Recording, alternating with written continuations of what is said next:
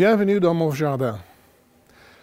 Avec la lumière qui revient de plus en plus chaque jour, une des tâches qu'on doit accomplir au mois de mars, c'est la taille des rosiers. Alors pourquoi? Ça sert à quoi? Pourquoi on ne laisse pas la plante simplement grandir, pousser? Mais pour les rosiers surtout, il y a un entretien à faire. Ça donnera ce buisson-là, ce rosier mûr, presque 2 mètres de hauteur, couvert de très belles fleurs oranges, surtout au mois de juin.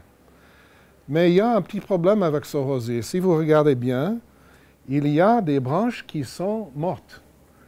On peut les voir parce qu'elles sont brunes. Les branches vivantes sont vertes. Et puis, il y a une branche juste là qui est endommagée. Toute la peau a été coupée. Est-ce que c'était un pelle à neige? On ne sait pas. Mais bon, il faudrait couper cette branche parce que si elle est endommagée, elle va attirer des insectes et des maladies. Et les rosiers sont surtout susceptibles au mildiou et d'autres maladies apportées par le vent. Donc on doit absolument couper ces branches et on veut aussi couper les bonnes branches, les vivantes, mais qui sont au centre du buisson et qui empêchent la lumière d'arriver vers les autres branches.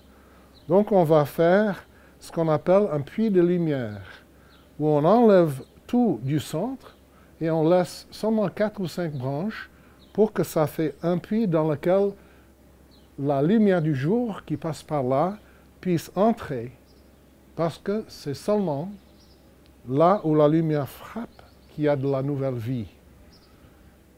Et maintenant, je vais vous montrer des rosiers qui ont déjà été taillés comme cela. On va de l'autre côté de mon jardin. Mais, juste avant, pourquoi je vous parle de ces choses? Parce que les rosiers, c'est bien intéressant, mais non, c'est plus profond que cela. Parce que dans nos vies, nous avons aussi peut-être des parties de notre vie qui sont mortes, qui ne donnent plus de fruits, qui ne donnent rien. Alors, il faudrait les couper. Il y a des choses peut-être malades, des relations qui sont malades, qui sont malsaines, il faudrait les couper. Mais il y a parfois dans nos vies beaucoup de bonnes choses, mais il y en a trop. On essaie de faire trop. On court à droite et à gauche. Et il faudrait couper ces choses-là pour que la lumière de Dieu puisse entrer et nous donner une nouvelle vie. Maintenant, on va dans l'autre côté du jardin de Dieu, dont je suis le gérant.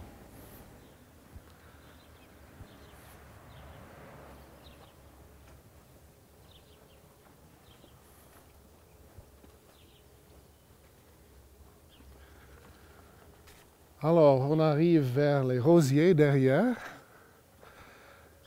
C'est très bien exposé à la lumière de l'après-midi, parce que les rosiers n'aiment pas trop la lumière toute la journée, en tout cas nos rosiers ici. Donc la moitié de la journée, comme ils ont ici, ça leur va très bien. Donc ils ont cette lumière-là qui est magnifique. Et puis vous voyez, on a déjà fait la taille sur ces rosiers, c'est quelques-uns. C'est-à-dire que chaque rosier représente un puits de lumière. Et puis, on a coupé les branches mortes. On a laissé que 3, 4, 5 branches sur chaque buisson. Et puis, ces rosiers vont éclore. Mais c'est incroyable la vitesse avec laquelle les branches vont pousser avec les nouvelles feuilles. Et puis, au mois de juin, on verra déjà, 1er juin, parfois, on voit déjà la première rose, et ça continue pendant les semaines. Certaines variétés fleurissent tout l'été, d'autres s'arrêtent et puis reprennent un peu en septembre. Mais vous verrez que chacun de ces rosiers est une variété différente, mais chacun a besoin surtout d'une chose.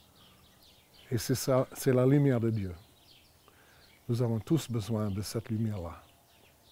Alors j'espère pour vous que dans le jardin de votre vie, vous allez pouvoir faire davantage de place pour la vraie lumière. Et au revoir jusqu'à la prochaine fois que vous reviendrez ici dans mon jardin, dans le jardin de Dieu, où il y aura même davantage de lumière plus tard dans l'année.